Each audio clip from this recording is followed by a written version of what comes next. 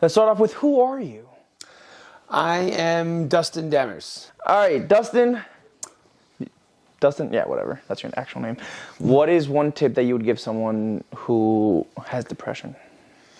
I think if you can convince someone that depression is as real an illness as anything else, then it starts to take away the personal feeling of responsibility for being mentally ill. So basically you have to understand it's not your fault. This is an illness. Now, what is one tip that you would give someone on how to deal with stress? Oh, stress. I think meditation's definitely a good one. Would you recommend any specifically, or just guided meditation on YouTube, or? For me, meditation is just walking. I'll just walk, or even I'll walk with Prim, but she's less meditating. But she's soothing in other ways, like having her and my dog, for a walk. That for me, I think has done a lot, to help me feel good. It could be anything for anyone, as long as you're just giving yourself a minute to take a breath and yeah. Now, these probably go hand in hand, but what is one tip you'd give someone dealing with anxiety? First, you have to accept that it is a valid illness, and so does everyone else for that matter. And then you could start looking at how to treat it and how to treat yourself or someone who has a mental illness. In terms of, I don't know, I feel like sometimes with anxiety and depression, if you tell someone, well, just, calm down, that has the reverse effect. And so I found that a lot of times what helps people in either, dealing with anxiety or depression is just listening, being a good listener. And, if you wanted to help someone with that, I guess that doesn't really answer the question about what I would say to someone. Let's do it this way. Do you have anxiety yourself? Do you get it? Not really. No. Well, you've obviously been anxious one time in your life. Yeah. Do you have a quote-unquote quick fix to ground themselves?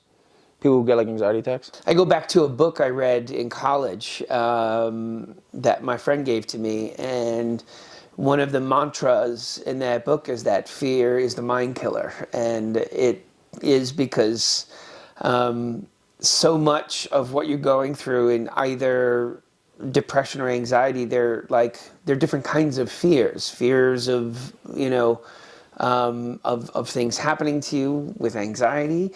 And if, I think when I'm at my worst with anxiety, I just tell myself that, that fear is what is going to, is the only thing that's bothering me right now. If I can just realize that, I might let myself have a break from feeling anxiety. There's a theory that I have when people say that they're addicted to smoking because it cures their anxiety. I think in reality, they just need to take a deep breath. And when they're smoking something, that's because you keep a lot of the tension in your body, in your spine, and in your ribs. So when you expand it and then decompress it, that's the reason why people think that, I need a smoke break. But in reality, they just need to breathe, which is... Or even just getting out of the room for a minute. Yeah.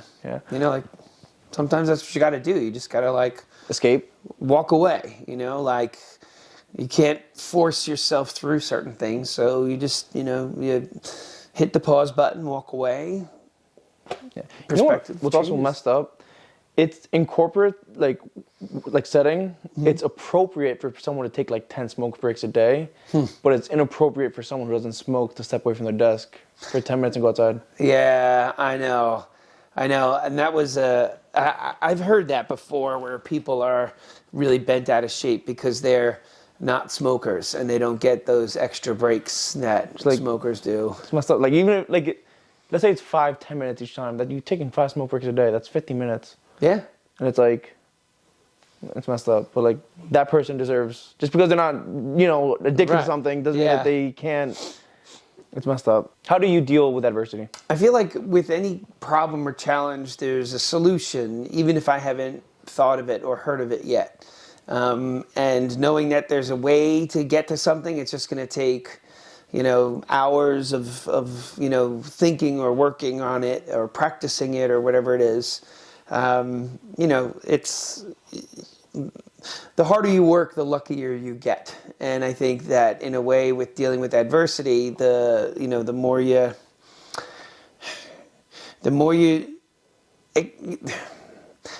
look at it as like an opportunity to grow and change, you improve. How do you express gratitude in your own life? Like, what is some ways that you remind yourself of what you're grateful for? Oh, Yeah. okay. All right. Oh, okay. That's a... Yeah, all right. it's different. All right, okay. Give me a sec here. Because when people are like grateful for stuff, it takes away a lot from the negative and the stresses that they have in their life. Yeah. So like I had this thing that I did like 2 years ago. I would write down the 10 things that I'm most grateful for, and then whenever I would get like stressed out or like anxious or something, I'll remember those 10 things, and then I'll remember like, okay, like this is what I'm going for, like this is what I have in my life right now, and everything's okay because I have this. Yeah. I mean, I would even go further, and even like if it was someone who is involved with those things, maybe to reach out and even just talk to them or communicate with them. That might be a way to like sort of like relive that good feeling. The things that I'm most grateful for are, I guess, what everyone is, just to be alive and have good friends and family. But in terms of everything that everyone's done to help us with Ethan's needs and with, things with my daughter and just helping us try and get through our own adversity. I'm grateful for the help, but I'm also grateful for it as a way for me to meet so many other people.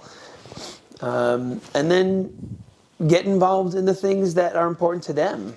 I have a thing where I see the same, 50 people at every event that I go to, and that's not to say that each event doesn't have hundreds of people, but I know that there's a lot of like-minded people around when you're in those places where people are trying to do good things, and it's so important to let people know that what they're doing is helpful, and not just like in the donation, but in the gesture. Feels good. What is one thing you do that inspires you? You mean sparks creativity or sparks me to do something? That drives you. Something. What drives me? I just want to really be a good person, in the areas that I exist. Like I want to be a good friend. I want to be a good husband. I want to be a good dad.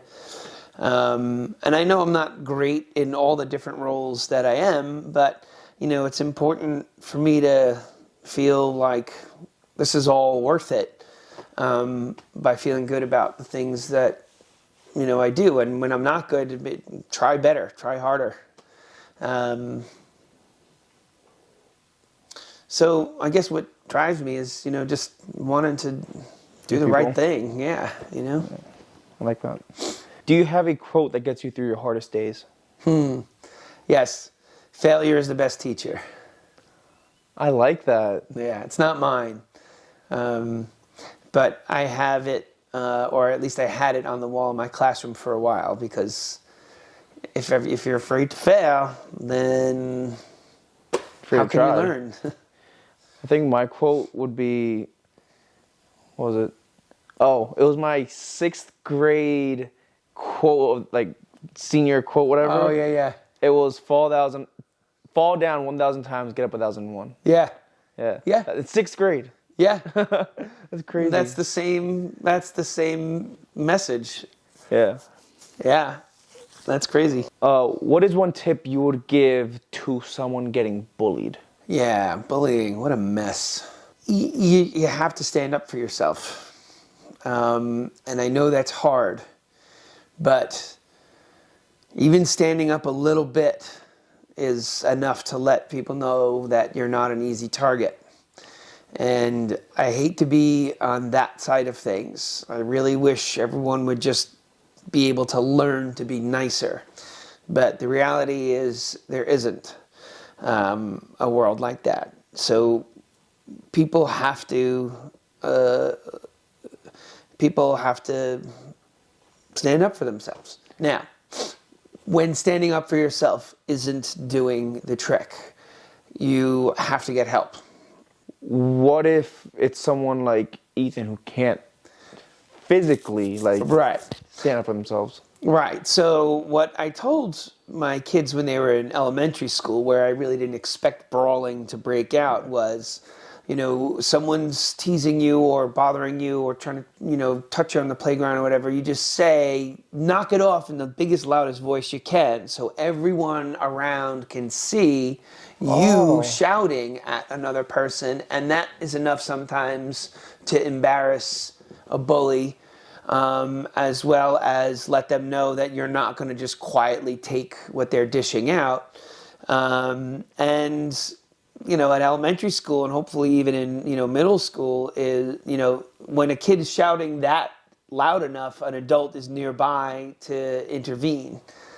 And when it's older kids and there's bullying and the adults can't seem to, prove it or get evidence of it because it's all so, sneaky, then it's like you have to step out of that world where you become inaccessible, either physically or emotionally. Like if you can't physically be out of the space that the bully is in, then you have to, put up your emotional shield as best you can. And obviously, I don't know how extensive the people that pick on Ethan is, but for the parents who have it significantly harder, like their kids are literally like being told to hurt themselves. Oh yeah. And they're actually getting physically harmed. What tip would you give the parents who feel they're at a crossroads and they don't know what to do? You're there to keep your kid alive first, happy second, and fulfilled last. So, whatever the crossroads is, it has to be at the expense of everything else for your child. If it means moving, to get out of it, I hate to, I hate to even look at that as an option, but I've heard of it happening many times. And,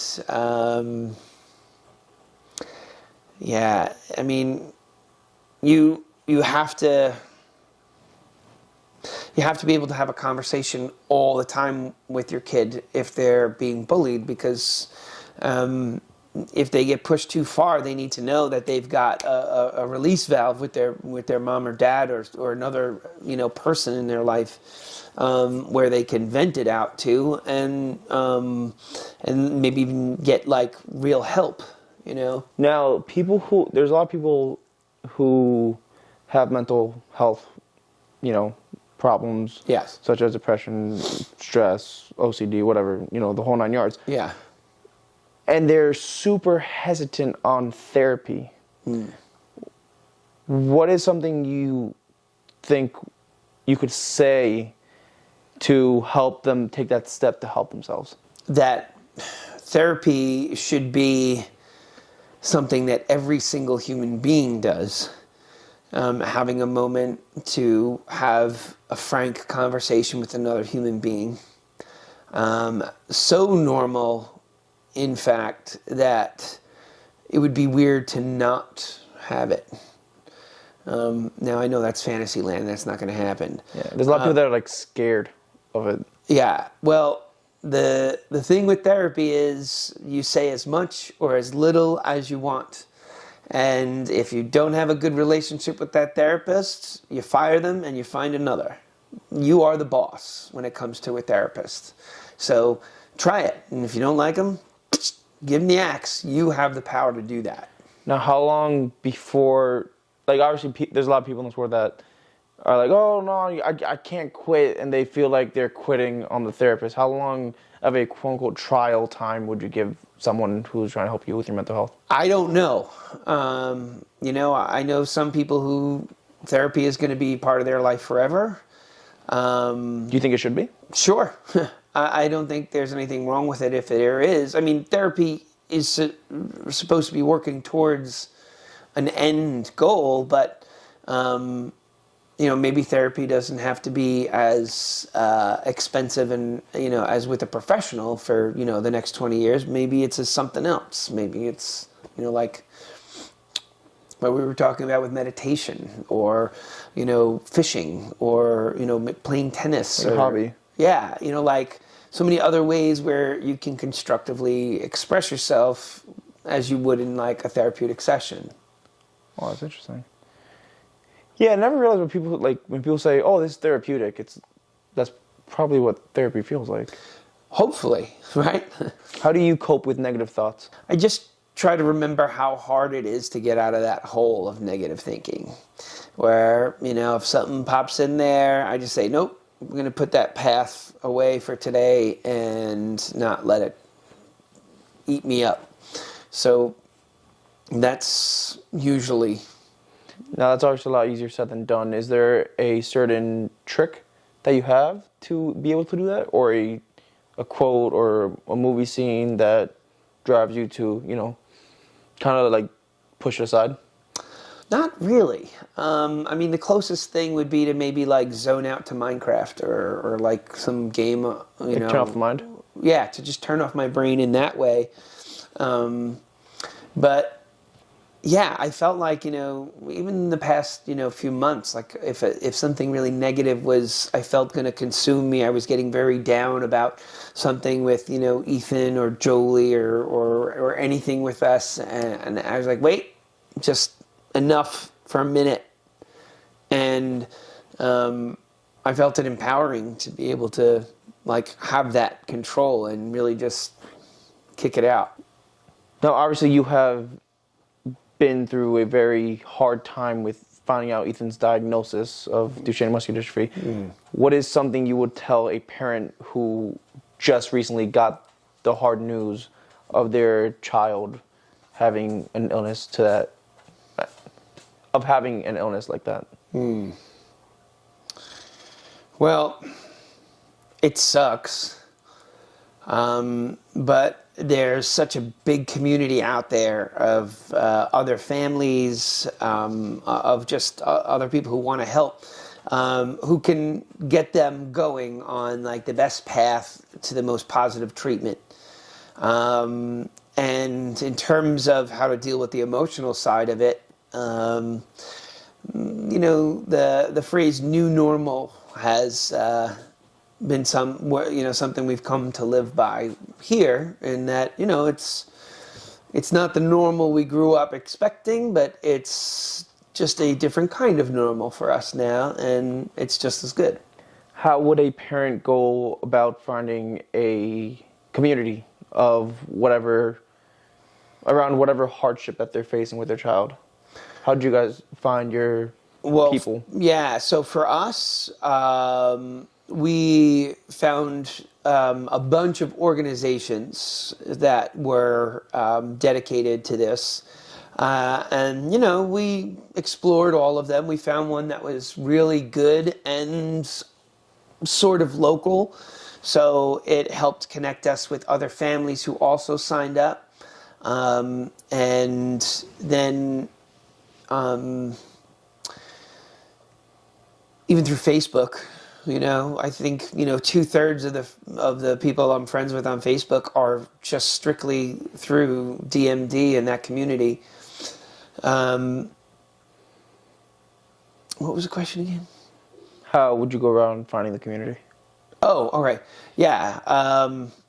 And then once you get talking to some of the families who are involved with those organizations, then you start hearing like what the experts have to say, who are actually living that life day to day, for whatever illness it is. Like if it's something that is not going to go away in 2 weeks, then you find out how other people. I know there's a great Crohn's colitis community out there, and I know some amazing people who do so much for that community. And it's another community that overlaps with DMD, and I know it overlaps with a dozen other charitable organizations. So How would you make a decision on deciding what treatment plan you would do? you gotta. There's so many different avenues to go through, and that's, I guess, why the decision is very difficult. But I would say, try and find the top doctors or the top people in that profession, in that area. What are they doing? What do they suggest? Make an appointment to go see them. When you're having trouble trying to figure out what kind of treatment plan you want to, try, you got to look at all the different areas, like who is the best doctor in the country? Is there an almost as good doctor nearby, or are you going to have to travel? We had to travel, halfway across the country for a few years for Ethan's first doctor.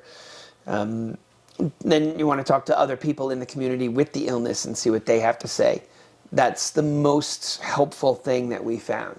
Talk to other families, other people who have whatever illness you're facing, and what was their experience.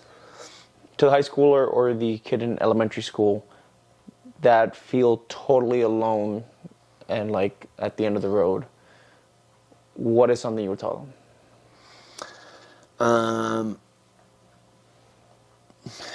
I would say that you're not alone. You just have to say something. Find an adult, in your school if you can't at home. But tell someone. Parents first, obviously, but if you need to tell someone else, find someone and just say, "I need help," and don't let that adult brush you off. Tell them, "I need help." Now, obviously, there's some people that go through very, very traumatizing things at a very young age, and they physically cannot say it. Yeah. What would you suggest? I mean, I guess some version of the same thing, like writing it down, signs, or... Yeah, like, if you feel alone and there's nothing you feel like you can do, however hard it is, like, you can just go to the doctor. Just have a doctor's appointment. Talk to your doctor. I mean, sometimes, like, that's the most private person that you'll ever have, because they know your body chemistry and everything, and they might be able to suggest, another way to get help.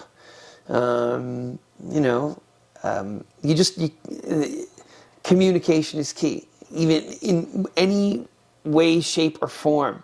Write a letter to somebody, like something. Keep a journal, and then let someone read your journal once in a while, or something like that.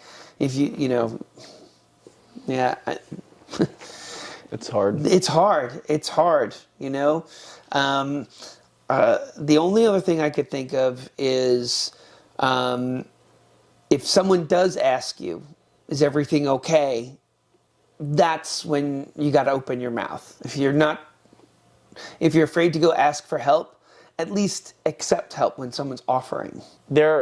Some people are way too proud of themselves to accept help or ask for it. They feel like there's a lot of people who are worse off. What would you tell them? Saying you can't be sad because someone has it worse than you is like saying you can't be happy because someone might be happier than you. What is it like living with someone with DMD? Well, I mean, my heart breaks for a lot of the things that I watch my boy go through. Can you listen? Yeah, just the physical struggles alone are they really, really are upsetting. And that he's so graceful. I don't want to say gracious, graceful about it, and he's got such a positive attitude all the time. It almost makes it worse because he's, being the best possible person with such a crappy hand that's been dealt. You would like anyone. I feel like anyone else in the world would be miserable. I know, which is nuts, and it's not fair. but I think Ethan also knows that new normal is really his normal. So this is how it is. I'd say at this point, being Ethan's dad is like, I guess, being every other dad for the most part. I mean, we hang out, we do some guy stuff. We watch movies, play video games, we go like out cruising. But we need help with things. That's all for right now. We just got ourselves a van that has a ramp, so Ethan no longer has to be lifted up into the car anymore. He can walk in, or he can take a scooter and zip in, and this makes his world that much bigger.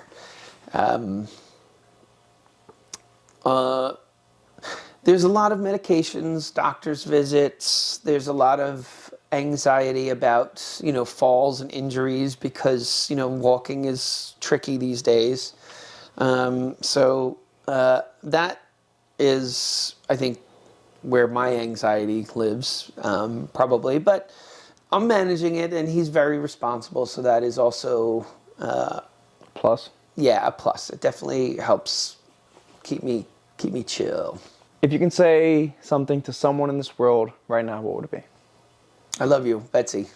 Aww.